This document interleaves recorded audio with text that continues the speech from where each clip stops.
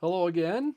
I'm Coach Lance Meyer of the Green Room Arts Studio and GRASMinistries, and we're back for part two of our lesson today, where we're painting my wife's hibiscus flower. And we're taking this small painting and turning it into a little larger painting. We did in step one, we did our drawing.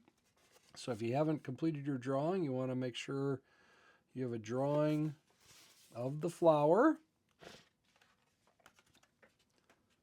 So here's the kind of finished product on the small one, and we're gonna today now take that drawing. And one of the biggest fears again in watercolors, it's not gonna turn out right, and uh, the fear of that clean piece of paper and I'm gonna make a mistake. And so one of the things I'm gonna help you with today is to just really get over that fear. So what we're gonna actually do today is grab, and we'll be primarily using three colors. The primaries: yellow, red, and blue.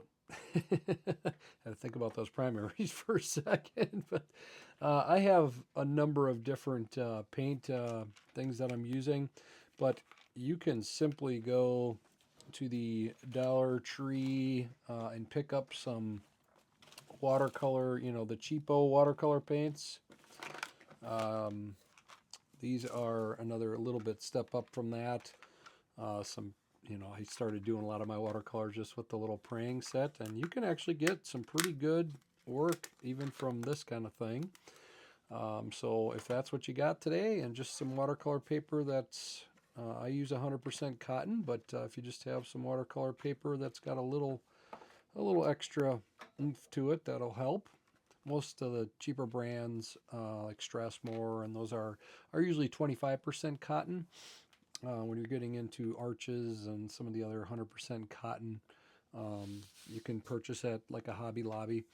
It'll give you a little more, it'll hold the water a little better and just give you a little bit of better texture on some of your paintings.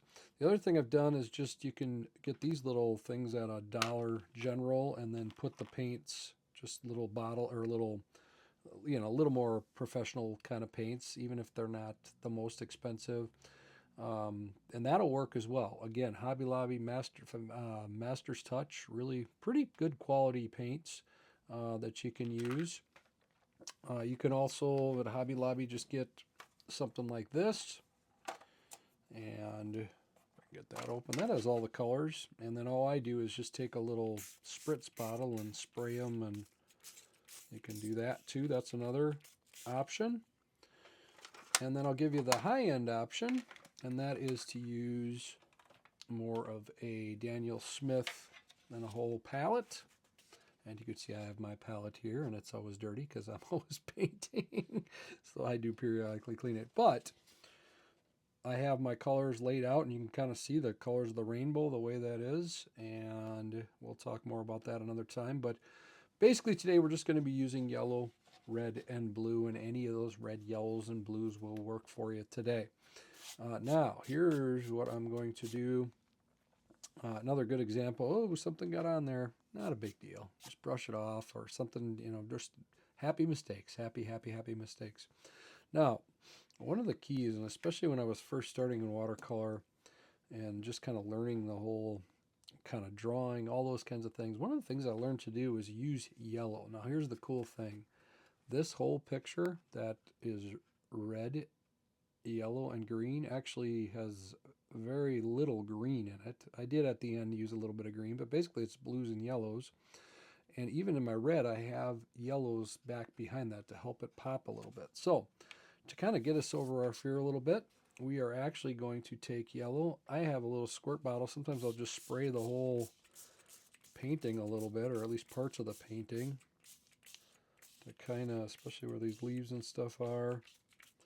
But to get me in my painting, I'll actually just take yellow, and I'm going to grab a big flat brush here. I like to kind of keep my brushes, I kind of use a yellow one for yellow and a red one for red and a blue one for blue, just to kind of, because I don't always clean my brushes real well. I got some water here. I'm going to put water on the brush, and then I'm going to grab my paints here, activate them. I'm just going to grab some yellow. So real simple. Grab the yellow to start with, and I'm going to negative paint. And what I mean by that is just we're going to kind of find these yellows around the petals of the flower. Now, it's okay if you go into the flower a little bit. We're going to end up doing that anyway, but this will help us practice and just kind of get us into our painting. This time I'm just going to keep the video this way so you can see me and the painting a little bit. I am painting kind of around the petals, but if we get into them a little bit, that's okay. But we're basically just going to paint most of this picture yellow.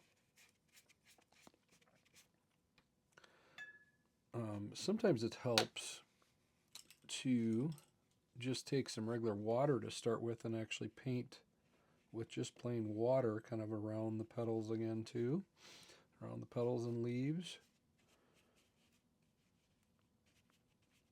And at this point again, if you get into them a little bit, that's okay because we're using yellow. I'm just kind of hitting my negative spaces here a little bit with some water. Then when I take my yellow brush with paint on it, it will just kind of flow into it a little bit. You can see that there. It flows around a little bit. Oh, and I got a little red in here. That's okay. We'll actually just use that in there. No problem. I'm going to kind of push that a little bit more into the petals. All I'm doing here is kind of painting around the petals with my yellow. And though I went into the stem, that's all good. But good example of a happy accident. I'm getting a little bit of red into these yellow areas, and we actually create a little bit of change in color, which is always a little good. It's a good thing. Here I'm getting something off the bottom. Again, not a big deal. Just going to use that to my advantage a little bit. And just hitting these yellow, these negative spaces. And getting some yellow in there, getting some yellow up here. Okay, there you got it. Now you already have, see how we just naturally kind of create the positive area by painting the negative? And I actually am using these couple little happy mistakes to get a little color in so it's not just all one solid color. You know, you may, ideally you wouldn't touch this again, I will say that. Ideally you can kind of, so that's why I'm just kind of coming back with a little more yellow on, especially in a couple of these areas up here. Just a little contrast.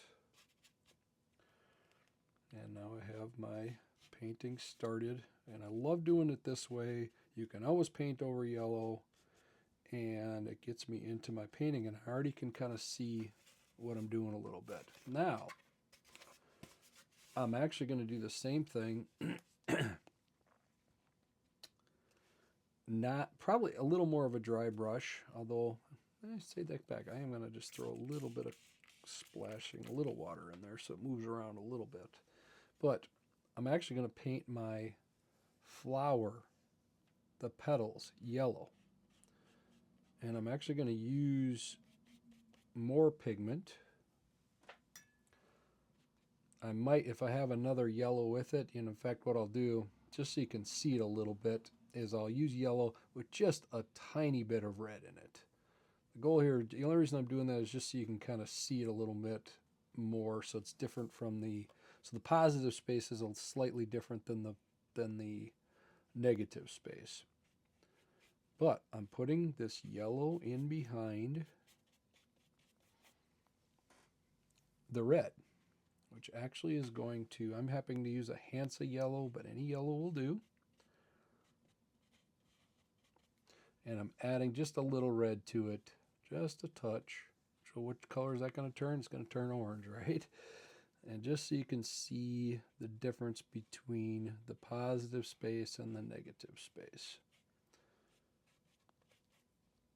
But technically you could have just painted this whole thing yellow and then come back over the top, but I kind of like to, what I like to do is kind of create these little edges and look for some happy accidents as I'm doing this. So that's why I like to actually, it's like trying to paint the picture a couple times so you see things better as you go.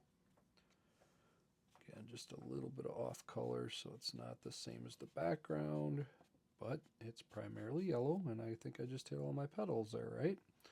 Okay, so now, I know this is very light, but you can see, again, mostly yellow, but I added just a little red in there just so you could see the difference between the positive and negative space. Now, we're going to do the same thing on the leaves. I'm going to paint those yellow. I'm going to add just a touch of blue, just so you can see the difference between, just real faintly, but my primary color is yellow here, just so you see the difference between the foreground, background, and the flower itself. And I'm going to paint that yellow. And some of these, with just a tiny, just on the tip of my brush, I just put just a little bit of blue. And I'm just finding all the leaves, mostly yellow. And I'm again painting these leaves in here.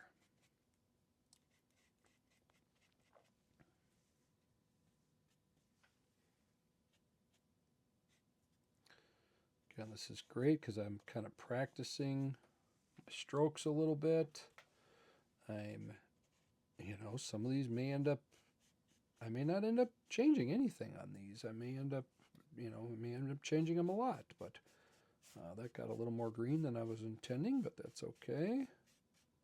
Happy accident. We want to stay primarily yellow here yet, but there we go. And we got a leaf down here, and we got some, I know this area is going to be dark, so I'm going to just go a little darker over here. And this is a good chance to kind of bring that up to the edge of the flower. Maybe leave a little bit of white in there is okay. And I'm just hitting these little leaves up here. I actually took out a little bit. I didn't mean to take that all out of there, but this side is going to be kind of mostly leaves anyway. And we got one more leaf kind of coming up here. And now, just by doing my yellows with just a touch of blue, I kind of got a nice little pale picture here now. But the good thing is, if I've made any mistakes or I'm just not, you've got the basic, the kind of background or the bottom. I see we got one leaf I didn't do there yet. Let me do that here quick. So this leaf down here. And okay, but just a little bit of, and again, the primary though is to really get that yellow behind the colors here. That'll help it pop more. And maybe I'll leave a couple whites here and there. Okay, there you go. Now the next step is going to be to really come back, and it might be best to let this dry just a little bit. So actually, I'm going to stop the video and we're going to do another. That's basically the lesson number 2, is to get your the underpainting done. And like I said, I do that mostly yellow with just a little bit of hint of the reds and just a little hint of the blues. I did on a couple sides here go a little bit darker blue, but it's going to end up being very dark anyway at the end. So, and now you can see this. You've already got some of these nice little shapes, and the colors are kind of, the water's kind of moving things around. That's why I like to work very wet on wet to start with. All right, that's lesson 2. We'll be back with lesson 3, where we add the flower with the reds and come back with our green leaves.